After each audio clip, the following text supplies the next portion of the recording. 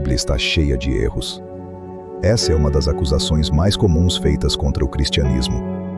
Alguns chegam a falar em milhares de erros, como se o texto bíblico fosse confuso, contraditório e historicamente pouco confiável. Mas existe uma pergunta que quase nunca é feita, e ela muda tudo. O que exatamente essas pessoas estão chamando de erro? Desde os primeiros séculos do cristianismo, os cristãos afirmam que a Bíblia é infalível em seus textos originais. Isso significa os escritos exatamente como foram produzidos pelos autores bíblicos, antes das cópias feitas ao longo dos séculos. Essa posição nunca negou dificuldades no texto, nem variações em manuscritos posteriores. Agostinho já dizia que, diante de uma aparente contradição, devemos considerar 3 possibilidades: falha no manuscrito, na tradução ou na nossa própria compreensão.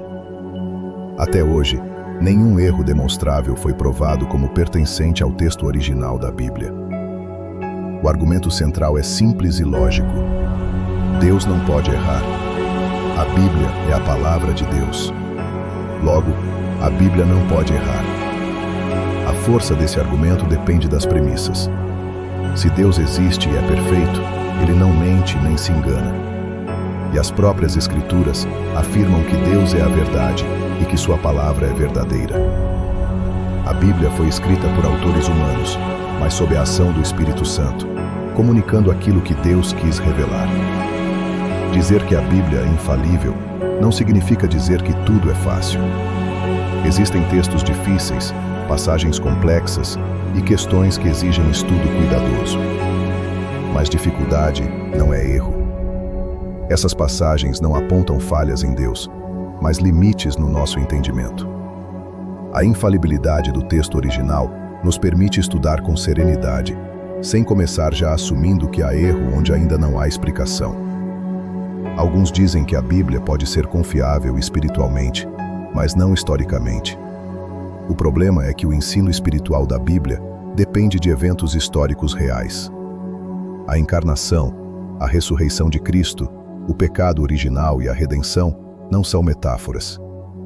Se esses eventos não aconteceram, o conteúdo espiritual perde seu fundamento. Não é possível separar o espiritual do histórico sem comprometer toda a autoridade das Escrituras.